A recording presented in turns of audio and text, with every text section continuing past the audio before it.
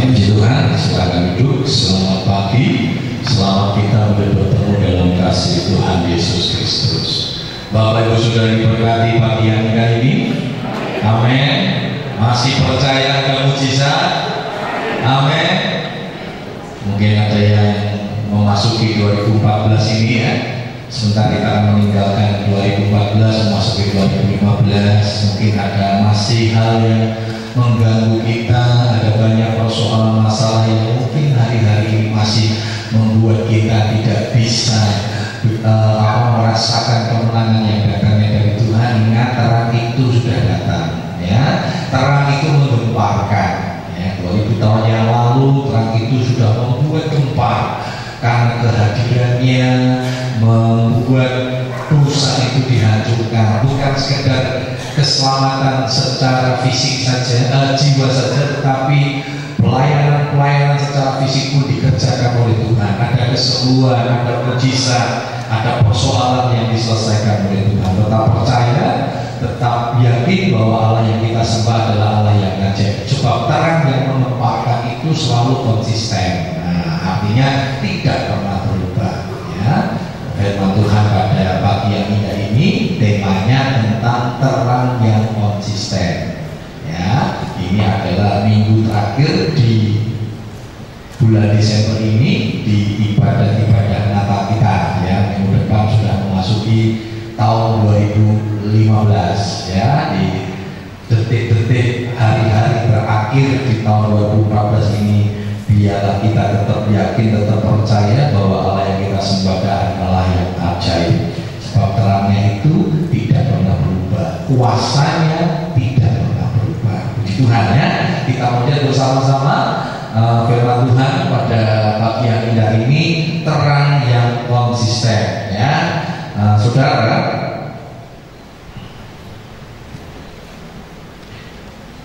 kita mau bersama-sama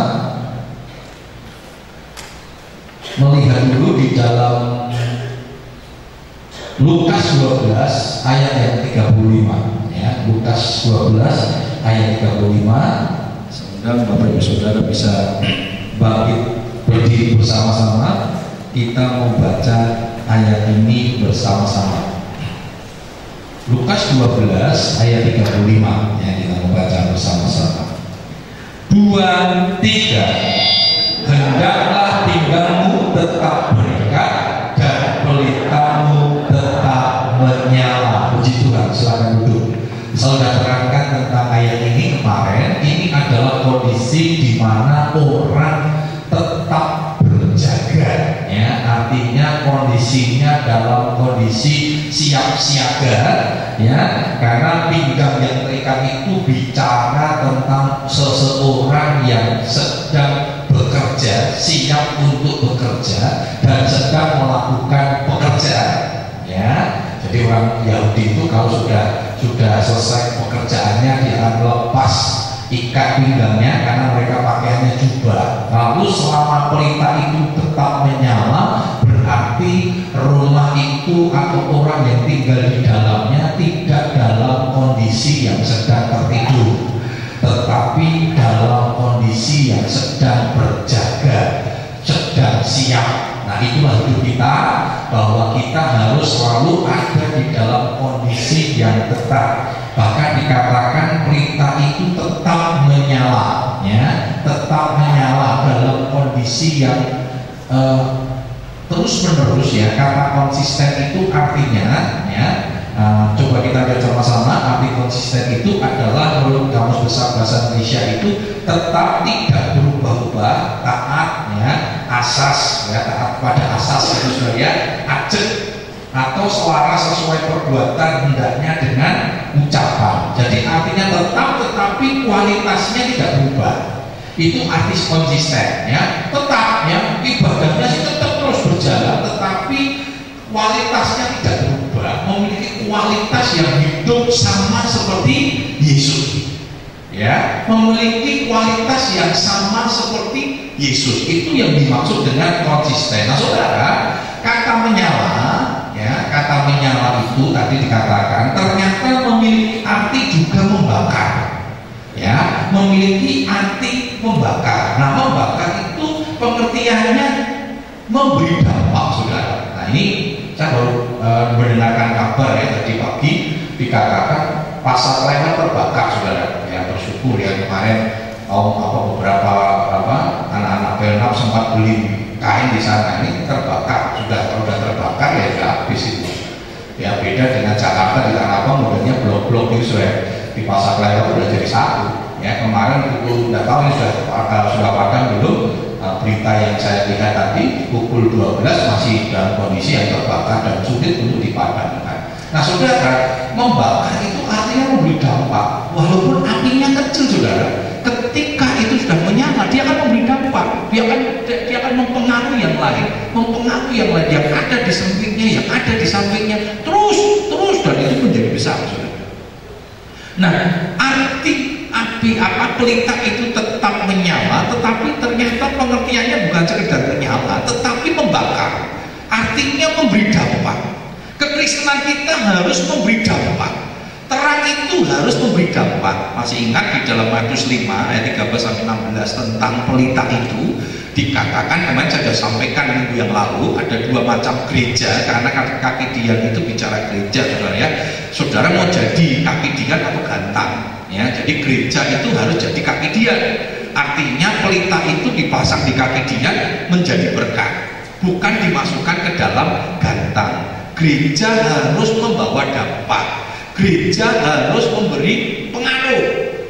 Ya, saya rindu 2015 nanti gereja GPD Silom memberi dampak, memberi pengaruh. Ya, kita menjadi berkat. Ya, kita menjadi berkat dalam kondisi apapun gitu ya. Kita memberi berkat, memberi dampak, memberi pengaruh. Karena itu kondisi ya terang yang sesungguhnya. Terang itu bukan sekedar menyala, tetapi memberi dampak, ya, memberi pengaruh dalam kehidupan kita. Menjadi pertanyaan kita pada pagi yang indah ini, sudahkah terang kita ini memberi dampak?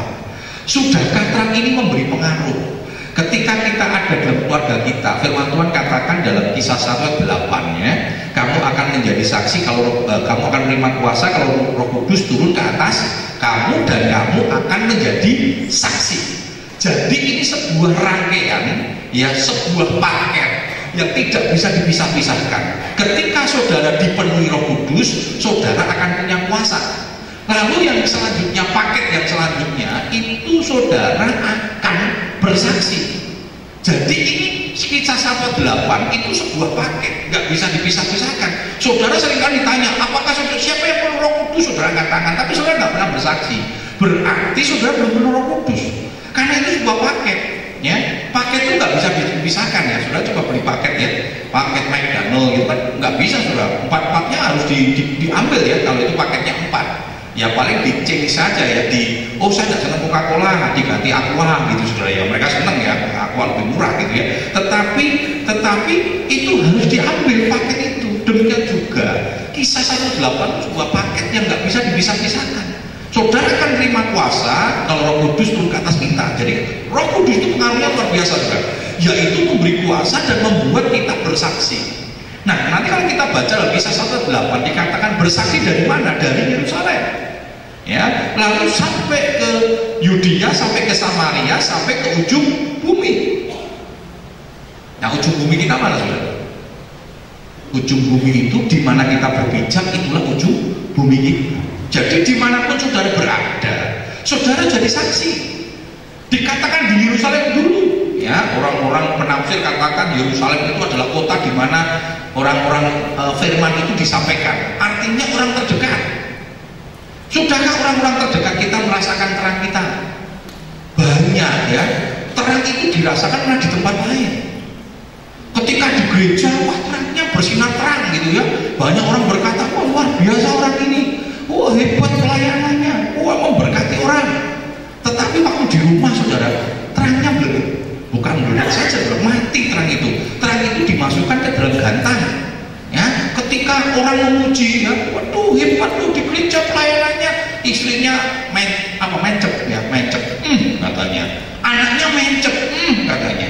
Kenapa? Karena di rumah nggak pernah jadi terang, di rumah nggak pernah jadi berkat. Saya pernah sampaikan ya, dulu ada seorang ibu di kota Solo.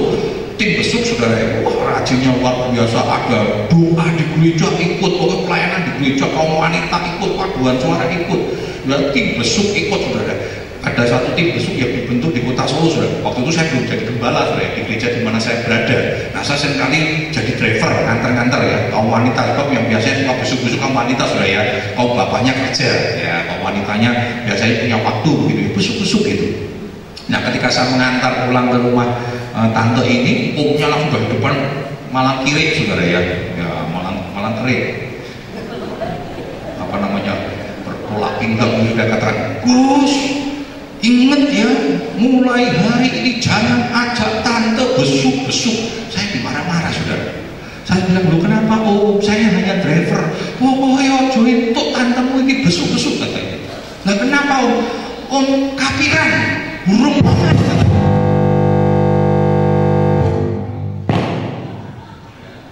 Kapiran bener ini saudara ya. Om kapiran, belum makan. Dari pagi makan sampai sore, sarapan belum makan belum. Padahal om buka toko katanya. Saya tanya, om tante, belum masak gitu. Sebelum dia keluar, orang sempat. Om besuk jam ini mau katanya saudara. Nah saudara nggak jadi berkat. Ya saudara melayani boleh saudara, tapi jadi berkat dulu di rumah. Kan dikatakan jadi terang ya, biarlah terang itu menyala di mana, di gereja, di rumah, dan di mana saja. Banyak orang jadi berkat di gereja, neng rumah tidak. Ada banyak pemuda remaja, wah neng gereja resik saudara, wah rajin ya, nyapu, melu, ngepel, dekor belum saudara ya, habis acara pesta, apa namanya, isa-isa mau. Di rumah nggak mau. Saya pernah di kota Jakarta saudara, ada anakku rajinnya luar biasa. Yang naik di gereja saya waktu jadi pekerja, ngepel, wah seneng ya. Nanti ada acara apa, nyuci piring, nyuci piring, ketemu mamanya saya bilang, tante, wah anaknya hebat loh, rajinnya luar biasa. Anak yang mana katanya? Lu anak tante cuma inci, saya bilang. Yang itu, saya ngerti, ya anak tante, rajinnya katanya. Mana yang gereja itu sudah nyapu, wes pokoknya dikemucing kabeh saudara ya, diresik-resiki semua, disulani semua. Wah, saya cerita semakin banyak kebaikan anaknya, ibunya semakin wajahnya lah. Hah? Anak saya nyapu bu, ngepel, ngepel katanya. Semakin saya cerita, saya bilang, nah kenapa? Saya bilang, neng rumah katanya, suruh, wah Brotoyodo dulu katanya, berantem dulu katanya, ngepel pas mati besok dan sebagainya. Nah saudara nggak jadi berkat. Jadi terang itu dimulai di mana? Di ujung bumi saudara, di mana engkau berada, di situ terang itu harus terpancar. Terang itu harus memberi dampak, terang itu harus memberi pengaruh. Jadi bukan hanya di lokasi-lokasi tertentu. Masih ingat filosofi terang ya? Terang itu selalu memberi pengaruh. Terang itu selalu menang dari kegelapan. Jadi terang itu adalah kondisi kita. Terang itu tidak bersifat situasional, karena terang itu esensi keberadaan kita, bukan situasional saudara ya. Situasional itu begini, wah pas diperlukan terangnya dinyalakan, kalau enggak saudara. Terang itu bersifat kondisi kita, keberadaan kita ya. Karena itu biarlah kita tetap dalam kondisi terang itu membakar, bukan hanya menyala, membakar, mempengaruhi, memberi dampak. Ya, sudah memberi dampak. Coba kita evaluasi dan merefleksikan firman Tuhan pada pagi yang indah ini. Kira-kira sebelum kita tinggalkan 2015 ini, terang kita sudah memberi dampak belum? Apakah terangnya melerut, saudara ya? Ya, bukan sekedar melerut, sudah padam, sudah mati, nggak ada fungsinya, nggak ada artinya. Kita punya komitmen di tahun 2015, terang kita harus tetap membakar. Terang kita menyala, ya. Terang kita memberi dampak, terang kita memberi pengaruh. Coba kita lihat sama-sama di dalam Roma 12 ayat ke-11. Roma 12 ayat 11 kata demikian. Janganlah hendaknya kerajinanmu kendor, biarlah rohmu menyala-nyala dan layanilah Tuhan. Ya, satu peringatan yang diberikan pada Tuhan kepada Paulus, pada jemaat yang ada di rumah, janganlah hendaknya kerajinanmu kendor, biarlah dialah roh menyala-nyala. Sama saudara, menyala ini artinya membakar. Roh kita membakar, mempengaruhi, ya, mempengaruhi banyak orang, memberi dampak. Itu yang menjadi kerinduan kita bersama-sama.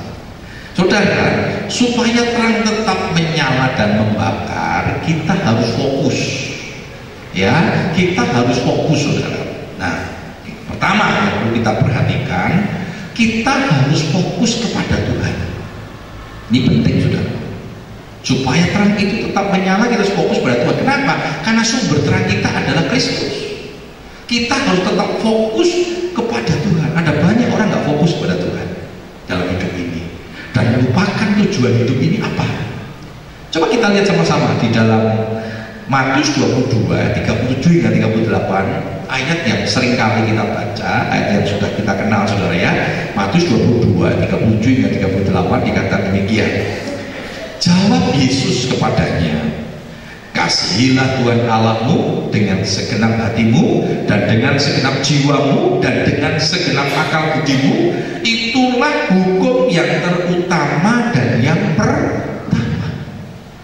Firman Tuhan katakan, kasihilah Tuhan Allahmu dengan segenap, dengan segenap, dengan segenap. Segenap itu artinya total, tidak setengah. Kalau mengasihi Tuhan harus penuh, nggak boleh separuh-separuh. Kalau jadi orang Kristen, ya jadi orang Kristen yang sungguh-sungguh. Kalau jadi anak Tuhan, ya jadi anak Tuhan yang sungguh-sungguh, jangan separuh-separuh. Waktu di rumah anak Tuhan, waktu di gereja anak Tuhan, di kerjaan ya enggak, katanya. Karena ada banyak hal ketika kita bekerja ini tidak sesuai dengan firman Tuhan. Ada banyak orang Kristen yang tidak memberi dampak. Kenapa, saudara? Karena hidupnya nggak fokus sama Tuhan. Hidupnya tidak berani fokus terhadap kebenaran firman Tuhan. Saudara, ini syahadatnya orang Israel. Nanti kalau kita baca dalam Ulangan 6 ayat yang 4, sama, saudara. Orang Israel punya syahadat. Ini syahadat orang Israel, dan ini diajarkan oleh orang Israel turun-temurun. Walaupun, saudara, ini diajarkan, sayangnya orang Israel ini tidak hidup konsisten terhadap fokus kepada Tuhan ini. Walaupun diajarkan, saudara, hafal. Jadi firman Tuhan itu bukan sekedar hafal, saudara. Ada banyak orang bangga, saya hafal ayat firman Tuhan 1000. Ada di panti asuhan, saudara, ya. Setiap hari anak itu harus hafal ayat, sehingga semakin lama dia di situ, semakin banyak ayat yang dihafalkan, dan itu pernah dibuktikan. Ya, pimpinannya bangga-bangga, saudara. Anak ini, tapi hanya untuk kebanggaan saja, bukan untuk dilakukan. Satu saat ada seorang hamba Tuhan yang bersaksi, gitu, saudara, ya. Saya mendengarkan kesaksiannya. Ada seorang hamba Tuhan yang khotbah, saudara. Dalam waktu 1 bulan khotbahnya sama, saudara, sama plek. Kalau khotbahnya terang yang efektif, yo podo terang efektif. Temanya sama, ayatnya sama, kalimatnya yo podo, ya. PowerPoint-nya ya sama seperti ini, saudara. Selama 4 bulan berturut-turut, 4 bulan. Selama 1 bulan, kalau nggak salah, 1 bulan atau berapa bulan dia berturut, lebih dari 1 bulan, saya lupa waktu itu berapa bulannya, berturut-turut, saudara. Nah, saudara, kalau saya khotbah nanti minggu depan ini lagi, gimana, saudara? Begitu pulang masih ada ngomong gini, Pak Agus nggak salah toh mempersiapkan khotbah podo loh, ya toh, baru diulang 2 kali, ya, baru ulang kali.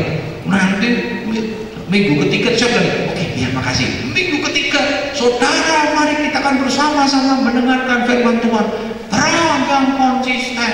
Wah, ulang lagi, podo Pak, 3 kali, kayak gitu mungkin. Sama ya, kita percaya gitu, saudara. Nah, itu ulang-ulang sampai jemaatnya apa? Pasti ayatnya Lukas, pasti ayatnya bari Matius 22 37 38, pasti bari ngomong bahwa menyala itu artinya membakar. Sampai ngerti KBBI-nya keluar, katanya, saudara. Sudah ngerti semua apa? Sampai kalimatnya keluar, sampai akhirnya protes. Jemaatnya nggak tahan, udah semua, Pak, Om, ya, masih mending saudara saya banyak ayat, ini cuma 1 ayat yang disampaikan. Jadi selama khotbah itu ayat diulasnya bodoh, kalimatnya nggak terlalu jauh beda, diulang-ulang sampai jemaatnya mungkin ini loh khotbah sekian bulan ngomong ayat tok, temanya bodoh, ayatnya bodoh, kok orang beda-beda loh, kok nggak berubah-ubah, kok satu ayat terus sampai kita apa loh, khotbahnya apa? Ambok dirubah. Lalu kembali ngomong begini, kamu sudah dengar sekian bulan? Sudah. Saya mau tanya, ayat yang saya sampaikan berbulan-bulan itu sudah dilakukan belum? Ditanya, apa enggak? Apa loh? Coba, dihafal gitu. Hafal bener sudah, ayatnya hafal. Sampai poin-poinnya apa? Poin 1, poin 2, poin 3 apa? Sudah hafal betul? Apa? Wes dilakukan belum? Sudah dilaksanakan belum? Ya itu masalahnya. Itu masalahnya. Kalau hafal, saya hafal. Melakukannya, aneh katanya. Lalu satu ayatnya belum kamu lakukan. Saya bagikan satu ayat saja kamu nggak lakukan, minta ratusan ayat, malah bener kamu kata saudara. Nah, saudara ini mungkin menjadi refleksi juga ya. Sama usaha mendengarkan firman Tuhan itu, waduh, bagus juga saudara ya. Saudara melakukan firman Tuhan satu ayat saja, ya. Wah, bosan banyak orang gitu ya, kok menilai firman Tuhan, mana firman Tuhan, wes lakukan belum saudara. Firman Tuhan itu bukan untuk diperdebatkan. Firman Tuhan itu bukan untuk dikritisi, kecuali memang firman Tuhan itu salah. Ketika itu tidak sesuai dengan firman Tuhan, itu sesat. Firman Tuhan untuk dilakukan, bukan untuk didiskusikan. Boleh berdiskusi, tujuannya bagaimana itu bisa dilakukan. Mari kita melakukan firman Tuhan. Fokus, kalau hidupmu fokus kepada Tuhan, engkau hidup untuk kemuliaan nama Tuhan. Engkau akan mengasihi Tuhan dengan sungguh-sungguh.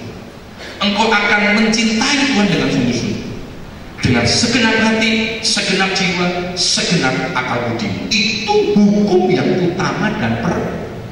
Nggak ada hukum yang lain yang lebih utama dari mengasihi Tuhan. Karena itu mari kita fokus. Sudah fokus hidupmu kepada Tuhan. Saudara, 1 Korintus 10:31 dikatakan demikian. 1 Korintus 10 ayat 31. Aku menjawab, jika engkau makan atau jika engkau minum atau jika engkau melakukan sesuatu yang lain, lakukanlah semua itu untuk kemuliaan Allah. Orang yang fokus kepada Tuhan, hidupnya tujuannya cuma satu, yaitu untuk memuliakan Tuhan apapun yang kita lakukan. Dan ketika kita fokus kepada ini saudara, hati kita penuh damai sejahtera, hati kita penuh sukacita. Kenapa saudara melayani tidak pernah sukacita? Karena tidak fokus pada kemuliaan Tuhan. Fokusnya apa? Mungkin pujian. Fokusnya apa? Cari enak, cari nyamannya hati, cari teman-teman yang sekoncoan gitu ya. Saya pernah katakan pada staff, kalau kita melayani tidak harus kita ketemu dengan orang-orang yang penuh dengan damai sejahtera. Tidak. Saudara, Tuhan Yesus melayani itu gak pernah sehati kan? Murid-muridnya aja gak sehati saudara. Dia menghadapi orang-orang timnya saja gak sehati, tapi Yesus gak mundur. Yesus tetap melayani. Saudara, kita gak bisa melayani mencari nyaman. Ya, saya katakan, om saya gak nyaman, lebih baik saya gak melayani. Loh, kalau kamu nyari nyaman, melayani karena nyaman, saudara gak melayani saudara. Kalau saudara, kalau Tuhan Yesus melayani cari nyaman, Yesus gak selamatkan kita, betul gak saudara? Dia gak nyaman, dia diganggu terus. Orang Farisi ganggu, orang Saduki ganggu, ada murid-muridnya juga mengganggu, ribut dewe. Siapa? Kan pernah itu saudara, siapa yang tertinggi, siapa yang terbesar? Aku paling berjasa. Saudara, kalau sudah cari siapa yang paling berjasa saudara, itulah titik hancuran. Pelayanan akan hancur. Ingat, waktu murid-murid Tuhan Yesus saling memperdebatkan siapa yang paling hebat. Petrus berkata, wah, aku yang paling hebat. Aku tuh ditemui pada waktu sedang menjalaikan, lalu ada mujizat. Ingat gak aku? Andreas ngomong, kalian lupa siapa yang membawa 5 roti dan 2 ikan?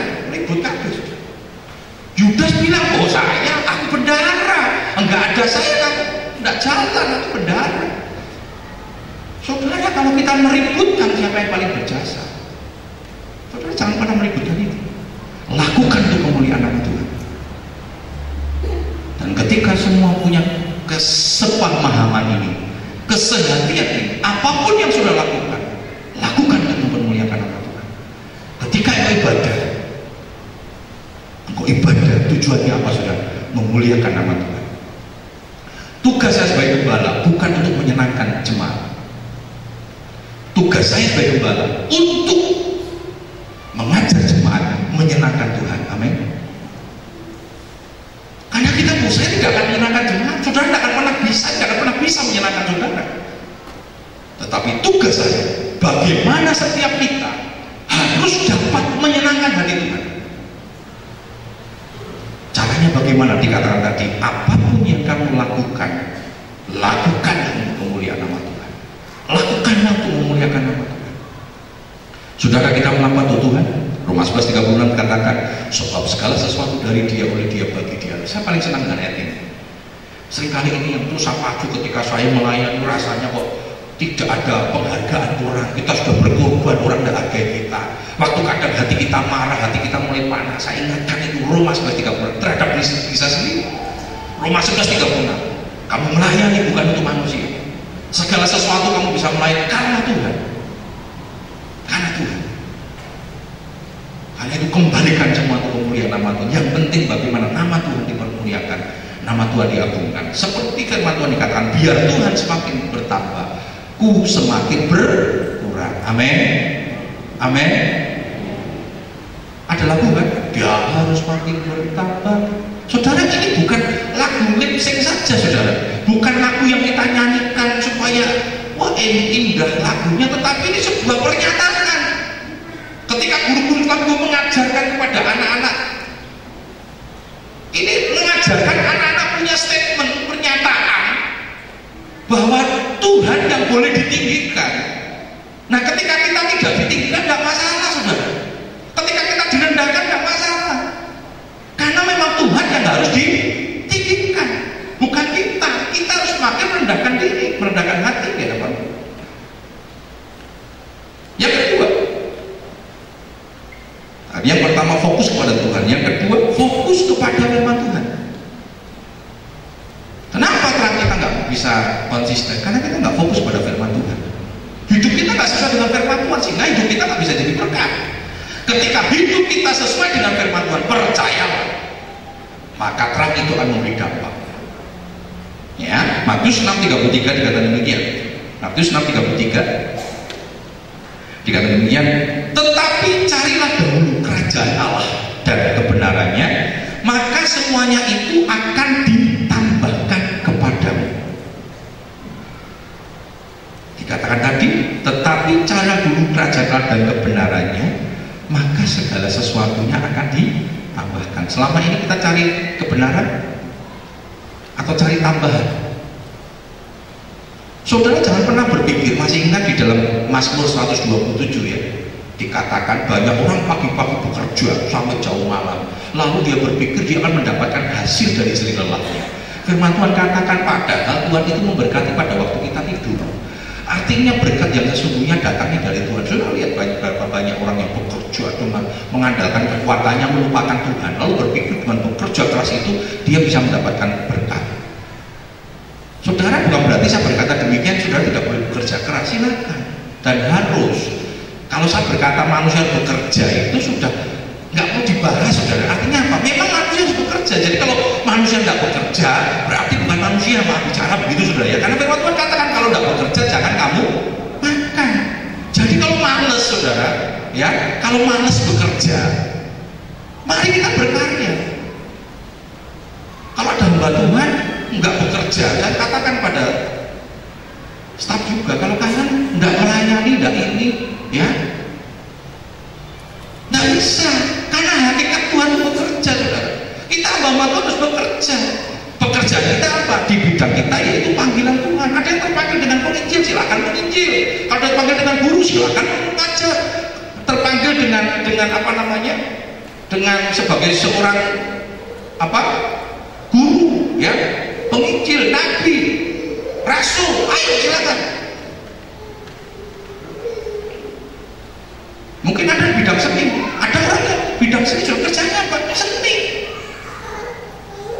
jangan berkata mereka nggak kerja loh, saudara. Mereka seni, mengembangkan seninya.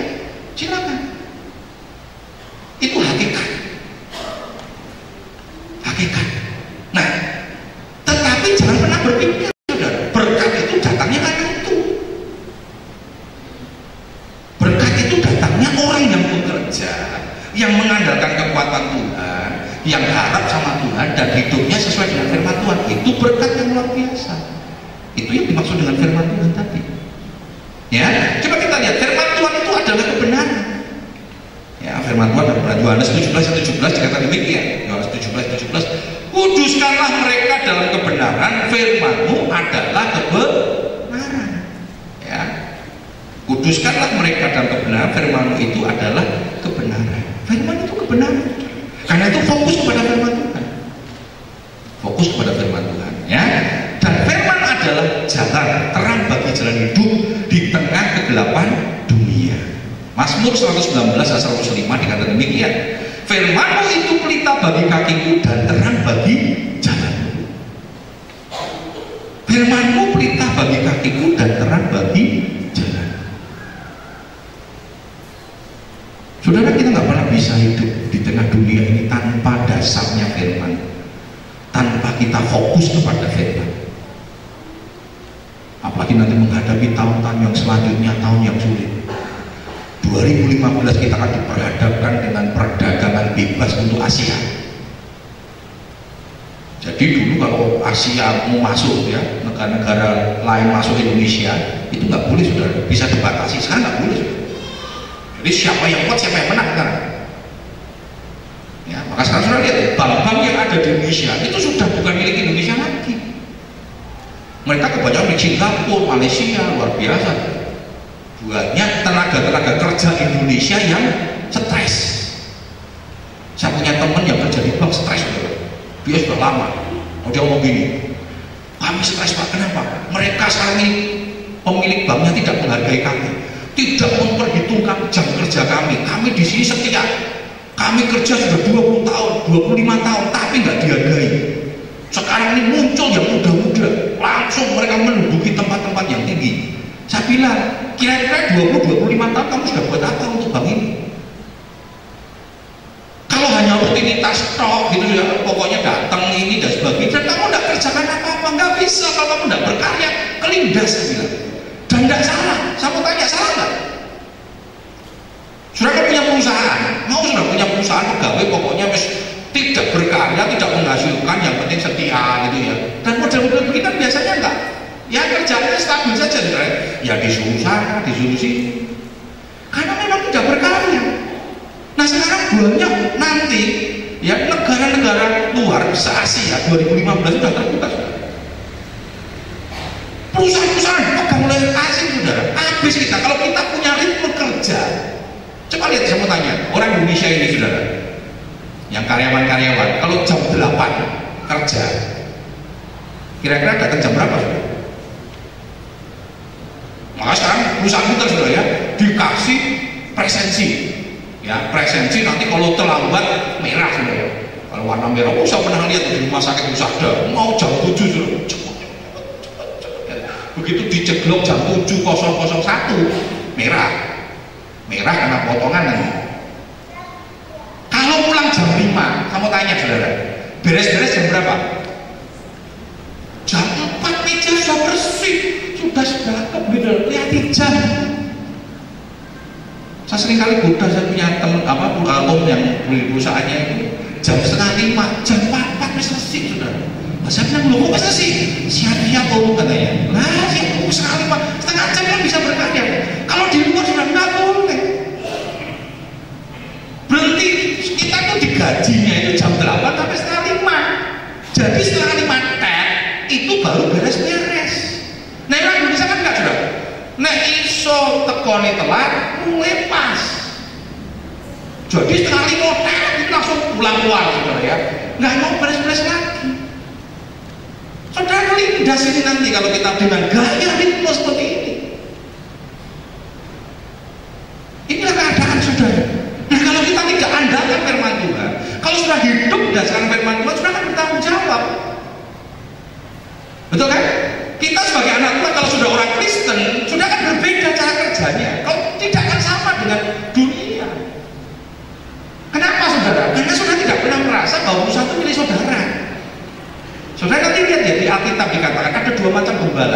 gembala upahan sama gembala pemilik. Kalau gembala upahan saudara, ada singa datang, ada burung datang ngacir. Kenapa? Ngapain saya bilang bukan domba saya? Tetapi gembala pemilik loh, akan ambil buah tuh, akan sikat supaya kalau bisa dombanya jangan dimakan. Karena tidak pernah merasa kita tuh ajarkan saudara. Jadi kalau sudah kerja, kalau sudah merasa upahan, saudara akan kerja dengan baik. Karena merasa begini, alah kerja tenanan sing untuk duit bosen. Saya gajinya tetap terus. Maksudnya kan jadi karyawan toko saudara. Jam 5 tutup, jam 5 ada pembeli gimana saudara? Tetap sukacita atau bersemut saudara? Kalau bosnya kan gini, mau tutup, enggak, boleh silakan. Karyawan pernah tutup piye katanya saudara. Betul nggak saudara? Karena kita upahan, karena kita orang upahan. Kalau kita punya filosofi upahan, saudara kan dapat berkat upahan. Waktu saya kerja, saya upahan saudara. Saya kerja sebagai pemilik. Betul pemilik saudara. Lembur ya lembur, saya tidak urusan dapat lemburan atau tidak, tidak urus saudara. Banyak orang kerja lembur, kenapa saudara? Banyak orang-orang bagus yang lembur saudara. Kenapa? Karena gaji lemburannya itu banyak. Itu upahan juga. Jangan bilang, oh saya sering lembur kan digaji. Ya memang harus digaji saudara. Tapi jangan bekerja sebagai lemburan saudara. Banyak saya punya teman saudara di bank. Loh, aku sering lembur pak, lembur kok gajinya gede. Jadi sengaja ya, gawean orang bar semalam lemburan. Wah itu licik juga saudara. Ini ya mau kelihatannya kerjanya benar, tapi motifnya masih motif upahan saudara. Kerja sungguh-sungguh. Percaya kalau berkat itu datang bukan karena bos kita. Percaya bahwa berkat datang bukan karena perusahaan kita. Percaya ketika kita sungguh-sungguh hidup berdasarkan firman, bekerja berdasarkan fokus firman Tuhan, berkat itu datangnya dari Tuhan. Amin. Amin.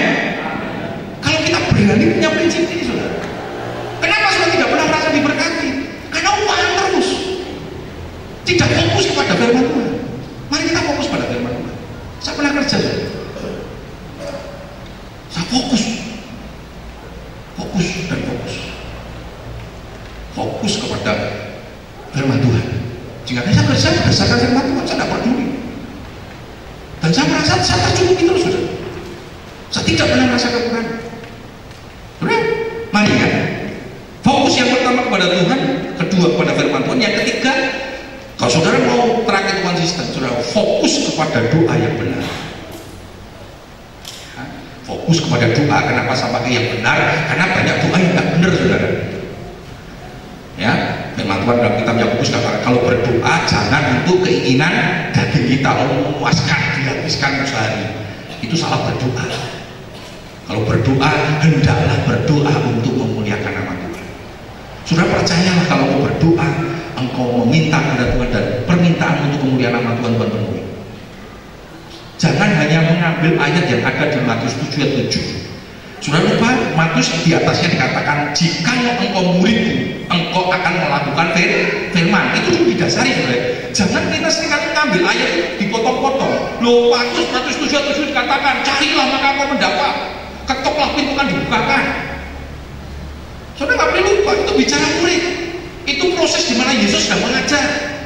Murid itu melakukan firman Tuhan. Jadi ketika kita minta pun, kita minta karena dasarnya firman Tuhan dan dasarnya untuk kemuliaan Tuhan. Dan percayalah ketika engkau minta untuk kemuliaan nama Tuhan, Tuhan akan penuhi. Tapi kalau minta untuk kepuasan pribadi nggak bisa saudara. Tuhan saya minta mobil Alphard katanya. Lah buat apa? Pertanyaan sederhana, bagi Tuhan apa tuh besar atau kecil saudara? Kecil. Lalu pertanyaannya, buat kita cocok nggak? Rumah saja masih kontrak, garasi nggak ada saudara. Nah saudara dikasih mobil apa? Parkirnya di pinggir jalan saudara. Nanti begitu baru tidur ada bunyi apa tuh katanya. Keluar lagi, mau kucing lewat saudara. Nanti begitu ada orang lewat, wah tahu apa? Mau selfie saudara, orang mau selfie saudara. Lecet. Loh saudara punya kelondong sama apa? Lebih bisa tidur nyenyak punya kelondong saudara. Tahu ya mobil kelondong itu ya? Kelondong kotak-kotak ya ban sepeo kabeh gitu sudah tahu kan? Lalu alasannya, wah nanti buat kemuliaan nama Tuhan, aku tak jemputi jemaat-jemaat. jemputi jemaat, jemaatnya banyak, nggak punya anak kecil, ya tolong ya duduk yang rapi ya, jangan naik, ini mobil mahal, saudara. Wah, nggak jadi berkat, saudara. Terlalu mudah Tuhan memberi, tetapi Tuhan memberi itu pasti sesuai dengan apa yang menjadi keperluan kita, dan pastinya bagaimana kita bisa memuliakan nama Tuhan. Dan percaya kalau itu memuliakan nama Tuhan, Tuhan kasih aja. Ya, coba kita lihat ya Yakobus 5:16 kata. Yakobus 5:16. Ya. Karena itu hendaklah kamu saling mengaku dosamu dan saling mendoakan supaya kamu sembuh. Doa orang yang benar bila dengan yakin didoakan sangat besar kuasanya. Luar biasa, saudara. Kalau kau fokus hidupmu tadi kepada Tuhan, fokus hidupmu kepada firman Tuhan, dan pasti doanya sesuai dengan firman Tuhan, maka dikatakan doa orang yang benar ini sangat besar kuasanya. Kalau kau datang dengan persoalan, ingat itu, doa orang benar sangat besar kuasanya. Nah, orang benar itu seperti apa, saudara? Kita lihat dalam Buah Tawarik, ya. Buah Tawarik 7:14 dikatakan demikian. Buah Tawarik 7:14 dikatakan demikian. Dan umatku yang atasnya namaku disebut, pertama, merendahkan diri, berdoa dan mencari wajahku, lalu berbalik dari jalan-jalan yang jahat, maka aku akan mendengar dari surga dan mengampuni dosa mereka serta memulihkan negeri mereka. Nah, ini orang benar, saudara. Orang benar itu apa pertama, saudara? Merendahkan diri. Lalu yang kedua, mencari wajah Tuhan, selalu mencari kehendak Tuhan. Tadi fokus kepada Tuhan, saudara. Lalu yang ketiga, berbalik dari jalan yang jahat, bertobat. Kalau engkau lakukan 3 hal ini, merendahkan diri di hadapan Tuhan, ya, ketika engkau minta permintaan untuk bagaimana nama Tuhan dipermuliakan. Yang kedua, selalu fokus kepada Tuhan. Yang ketiga, bertobat, hidupnya tinggalkan dari manusia lama kepada manusia yang baru. Itu hakikat terang. Maka firman Tuhan dikatakan apa? Maka aku mendengar dari surga, mengampuni dosa. Bukan hanya mendengar, bukan hanya mengampuni, dikatakan memulihkan keadaan mereka. Tuhan akan menolong kita. Mari pada pagi yang indah ini, terang yang sudah kita terima, apakah terang itu masih menyala? 2015 sulit, saudara, tidak mudah. Secara politik, secara ekonomi, Alkitab mencatat di akhir zaman itu tidak mudah. Tetapi percaya, ketika kita fokus kepada Tuhan, ketika kita fokus kepada firman Tuhan, dan fokus kepada doa yang benar, maka terang itu akan tetap konsisten